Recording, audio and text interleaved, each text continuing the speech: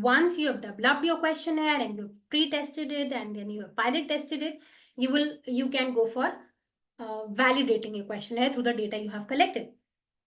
So here it is essential to ensure that the data is both reliable and valid.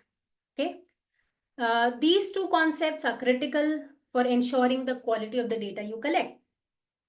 And what does reliability mean? Reliability refers to the consistency of your questions. So if someone were to take your questionnaire at different times, for example, if someone does that, or if multiple people answer your question under the same condition, they should give similar responses. So that ensures the reliability of the questionnaire. And there are three main types of reliability. One is the internal consistency, the test-retest reliability, and the inter-rater reliability. So inter-rater, do you understand inter-rater? Inter-rater means when the level of agreement between different people administering the questionnaire. So say if two nurses are conducting the same patient satisfaction survey, they should get similar results if they're following the same procedure. So inter-rater, between two or multiple people who are doing the survey, the reliability should be there.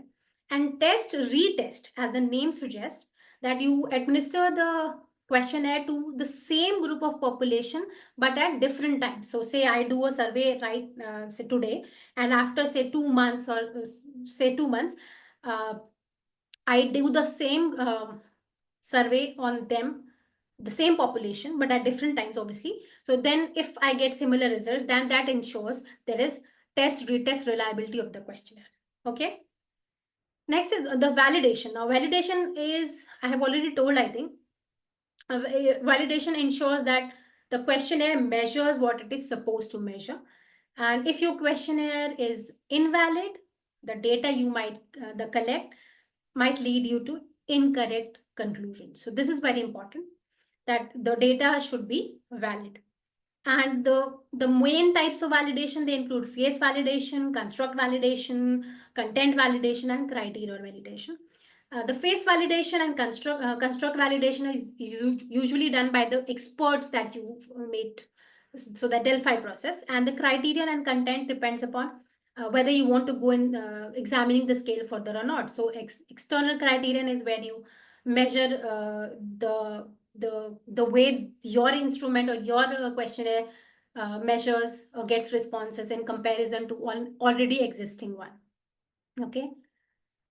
Here, these are some important definitions related to questionnaires. So psychometrics, reliability, validity, content validity, construct validity. I just defined them. You can take a screenshot of this.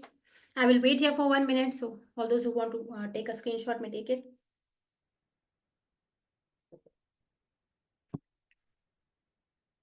Okay. Now moving further, tests for measuring the reliability and validity.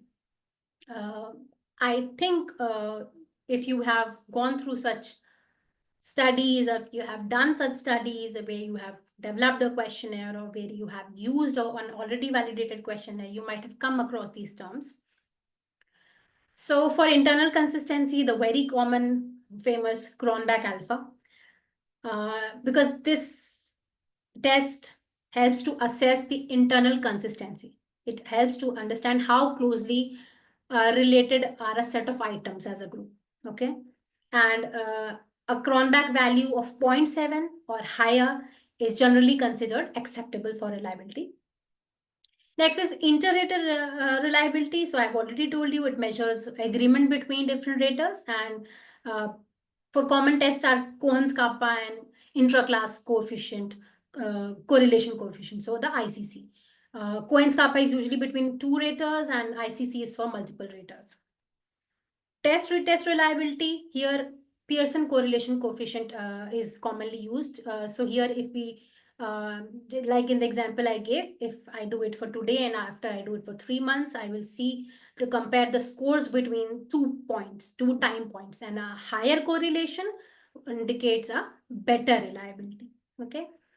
Then for measuring the validity, we have phase validity and content validity. As I said, There are no formal tests about it. The face validity is based on judgment of the experts, right? So this is the simplest form of validation, where the experts, they simply review the questionnaire to see if it seems to measure the concept that it is intended to measure. And content validity is the content validity index, CVI. This ensures that the questionnaire covers all relevant aspects of the construct. So here what we can do is, in CVI, what it is done is experts rate the relevance of each question, and then you calculate the proportion of the questions that experts agree. Okay, so this is how content validity is calculated. Then construct validity, which includes the factor analysis. So it checks whether the questionnaire truly measures the theoretical construct or not. And this is mainly done through factor analysis, exploratory factor analysis, EFA, or confirmatory factor analysis, CFA, right?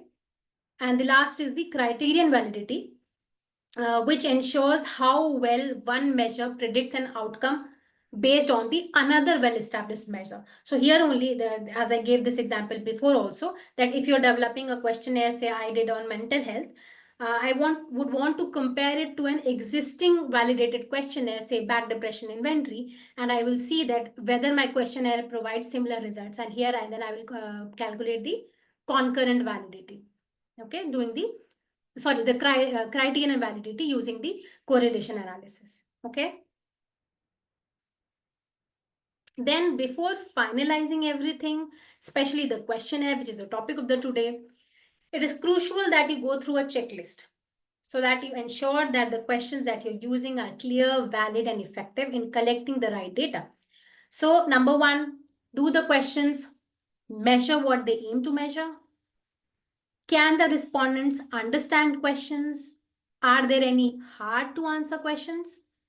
Because see, clarity is the key to getting useful responses. So if the questions are too complicated, respondents may not be able to answer accurately. Are there any offensive questions being used? Can the participants provide all the information which is required?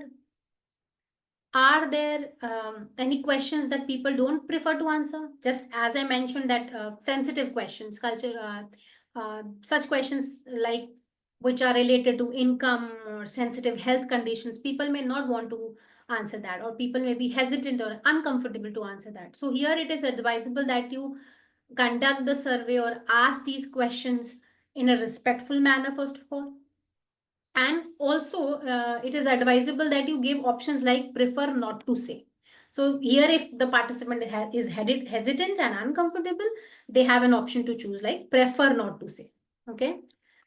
Next is, are there questions that disrupt the natural flow or are not in a suitable place? You must check this. Then, are the instructions that you have put on the questionnaire clear and easy to understand? And what are the questions that respondents may hesitate to provide an accurate answer for, right? And finally, your questionnaire should have a positive tone and make the respondents feel comfortable and valued. So you must show it to the respondents or the participants that their time and investment and thoughts and opinions, they are valued, they matter to you.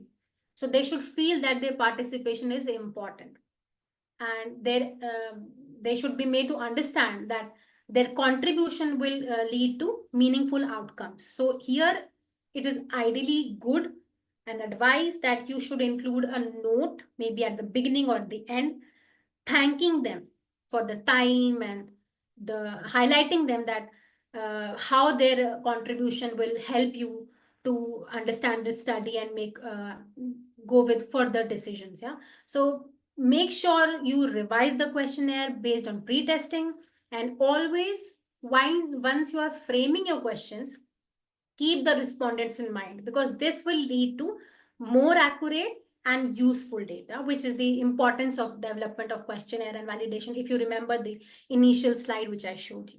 Okay. Now, once you have done your surveys and you want to report them, these are two checklists for reporting surveys. So one is the CROSS checklist, the other is the CHERRIES checklist. So CROSS stands for checklist for reporting of survey studies. It is usually a comprehensive consensus-based checklist that can be applied to both web-based and non-web-based surveys, whereas Cherries checklist is specifically designed for web-based surveys only, e-surveys, as you can see, internet e-surveys. And it includes a detailed checklist to guide the description of e-survey methodology. So you can follow these checklists once you are reporting your surveys. And they usually provide a way to how to write your and present your research better. So you can go out and check these two are easily available on the net, and you can download and use them once you are reporting the surveys. Yeah. Just I have added some tools here. Nothing much to talk about them, just the names. The common ones which we use is the Google Forms. You might have heard about Typeform. Then there is SurveyMonkey, HubSpot, Qualtrics, Zoho Survey. So many are there, and even there are others also there that can help you create surveys. But let me tell you, these are surveys